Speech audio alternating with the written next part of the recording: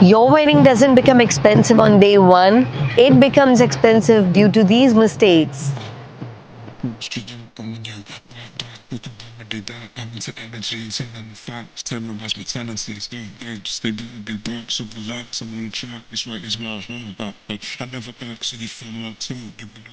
So, hello everyone, I am Anchor Rose Chabra and welcome to the next episode of Wedding Launch, जिसमें हम बात करने वाले हैं कॉमनली मिस्टेक्स की जो पीपल जनरली अपनी शादी में करते हैं और वो अपनी शादी को ज़रूरत से ज़्यादा एक्सपेंसिव बना देते हैं.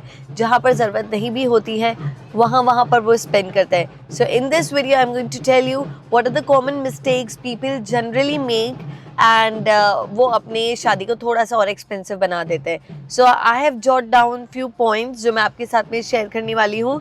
So I think the very first mistake is not deciding the priorities early. आप हर जगह पर लमसम खर्चा करो ये ज़रूरी नहीं होता है. आपको अपनी प्रायोरिटी सेट करना बहुत ही ज़्यादा ज़रूरी होता है. बिकॉज किसी लोगों की प्रायोरिटी होती है अपना वेन्यू बेस्ट होना चाहिए, हमें यही वेन्यू पे शादी करनी है. किन्हीं लोगों की प्रायोरिटीज़ होती है कि नहीं हमें ये फूड चाहिए, ये केटरिंग चाहिए, ये तो होना ही चाहिए. और जैसे कि मेरी किसी लोगों की प्रायोरिटीज़ होती है हमें photographer the best of all चाहिए. सो बहुत सारे लोग फोटोग्राफी पे भी अपना पैसा बचाते हैं बट मैंने उस पर बहुत ओवर स्पेंड करा था and I am glad. And now the next very big mistakes generally जो ब्राइड्स करती है, ब्राइड एंड ग्रूम्स करते हैं और फैमिली करती है due to Instagram and Pinterest. या गाइस हम लोग बहुत सारी वायरल चीज़ें देखते हैं इंस्टाग्राम पे जो हमें बहुत अच्छी लगती है बट वो ज़रूरी नहीं कि हमारे लिए भी वो बहुत ज़्यादा ज़रूरत की चीज़ हो. रेगुलरली मैंने देखा है कि लोग पिंटरेस्ट से डेकोर आइडियाज़ उठाते हैं एंड फिर उन्हें वही आइडिया चाहिए होता है what they saw on Pinterest और इंस्टाग्राम. ऐसा बिल्कुल भी करना ज़रूरी नहीं है because in this one you tend to over spend. आप बहुत सारी चीज़ें, बहुत वायरल रील्स देखते होंगे कि ये बैंड है और ये लाइट शो है और सम जगलर इज़ देयर. सो मैंने देखा है कि जब हम कोई भी वायरल चीज़ के पीछे भागते हैं सो वो डेफिनेटली हमें ओवर स्पेंड करवाती है. So the next one, booking vendors very emotionally. Guys अपने वेंडर्स को आप इमोशनली बिल्कुल भी बुक ना करें.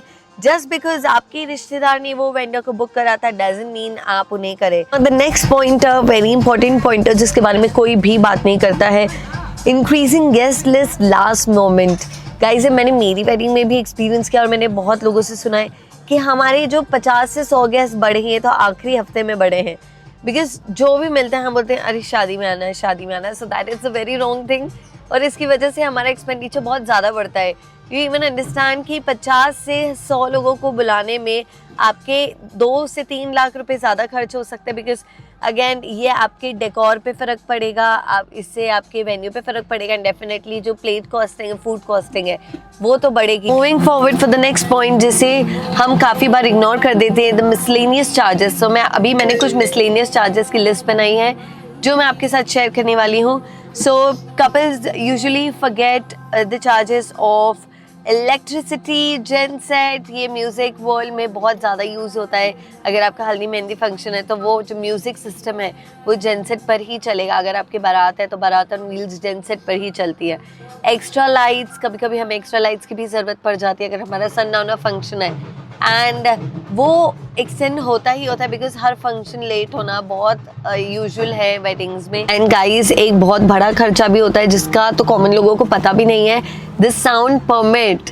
यस, अगर आपको आपकी वेडिंग में कुछ सॉन्ग्स प्ले करने हैं जो कि इट्स वेरी नॉर्मल, सो आपको उसका परमिट भी खरीदना पड़ता है. So in my wedding there was गुदीप मेहंदी एंड उस परमिट के लिए I had to spend 50,000 rupees. इतनी जान पहचान के बाद में भी वो 50,000 कॉस्ट मेरी इनकर हुई थी and that's a big amount for sound permit.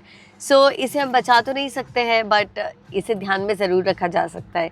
And over time charges for photographers, ये भी मैंने कहीं से सुना था. And the best idea is to save from over time charges. आप फोटोग्राफी टीम से पहले से बात करके रखो कि क्या उनके इस टाइप की कोई नॉर्म्स है या नहीं, क्योंकि अगर पहले से बात नहीं करी और एंड टाइम पे अगर ऐसी कोई बात हुई है so you would have to pay them. And now the next one, अगर आपके कोई भी बाहर से गेस्ट आ रहे हैं so the travelling part and अगर आपका एक आध फंक्शन कोई दूसरे वेन्यू पर है सो उसका ट्रैवलिंग चार्जेस, ट्रांसपोर्टेशन चार्जेस भी आपको सोच के रखने होंगे। हमें लगता है कि ये सब तो बहुत छोटी सी चीज़ है, ये सब कैसे काउंट करें हम, but that is very important. ये सब काउंट करके रखना, पहले से माइंड में रखना बहुत ज़रूरी है। एंड द लास्ट थिंग जिसको लोग बहुत छोटा समझ लेते हैं, द हल्दी एंड मेहंदी डेकोर। आपको डेकोरेटर जब भी कोई इन्फो बताता है, कोई पिक्चर्स बताते हैं, तो definitely you'll tend to fall in love with the decor part. So आप इस चीज़ को छोटा ना समझे। I'm not saying कि आप इस चीज़ में अपने पैसे बचा सकते हैं, बट इसे छोटा ना समझे, इसके भी चार्जेस बहुत अच्छे होते हैं। So that was the hidden cost thing. And now the next mistake is last minute shopping. Guys, बहुत बार ऐसा होता है कि हम बेस्ट चीज़ ढूंढने के चक्कर में हमारी शॉपिंग को इतना स्ट्रेच कर देते हैं कि लास्ट मिनट में हमें कोई भी चीज़ खरीदनी हो तो उसके लिए हमें बहुत एक्स्ट्रा पे करना पड़ता है। मैं मेरी कॉकटेल आउटफिट के लिए बहुत ज़्यादा पर्टिकुलर थी। मुझे चाहिए था कि एकदम अलग हो, एकदम ब्यूटीफुल हो, एकदम बढ़िया हो, जो ना कभी किसी ने पहना हो, ना किसी के जैसा हो, समथिंग वेरी यूनिक। एंड वो ढूंढते ढूंढते मैंने अपनी उस आउटफिट की शॉपिंग को इतना स्ट्रेच कर दिया that I end up buying from Swish itself and I got that in 1.8 lakh. So बहुत सारे ऑप्शंस मेरे पास 1.25 के आसपास भी थे, बट बहुत लेट होने की वजह से I just trusted swish and definitely वो आउटफिट बहुत अच्छा। Now the last mistake guys, no backup plan for the weather changes. So मेरी शादी में बारिश आ गई थी, सबको पता है, but I had the backup plan. मेरे को पहले से ही लग रहा था कि बारिश आएगी, सो हमने हमारा खाना तो अंदर करा दिया था, but my entry was plan so beautifully, और वो बाहर ही हो सकती थी। And that was my dream to actually enter in that swag, in that way. So मैंने बिल्कुल रिस्क तो ले लिया था, but I am glad I had the plan for the food and itself. जो अंदर हो गया, तो एटलीस्ट जो गेस्ट 8-9 बजे से आना शुरू हो गए थे वो परेशान नहीं हुए, वो हॉल में बैठे थे, वो डिनर लिए, उन्होंने ड्रिंक्स लिए। इस चीज़ में हम बहुत ज़्यादा कुछ तो कर नहीं सकते हैं, बट हम हमारे लिए एक बफर अमाउंट रख सकते हैं अगर ऐसी सिचुएशन आई। सो हमें उस टाइम हेक्टिक नहीं रहना है, हमें परेशान नहीं होना, एटलीस्ट हमारे पास बफर अमाउंट होना चाहिए। एंड अगर हफ्ते भर पहले से हम इस चीज़ को प्रेडिक्ट कर लें, सो हम वेन्यू पर पहले ही बात करके रख सकते हैं। So these are the most common mistakes I have seen couple making during their wedding planning. So these are the few common mistakes I have seen couples making in their wedding planning.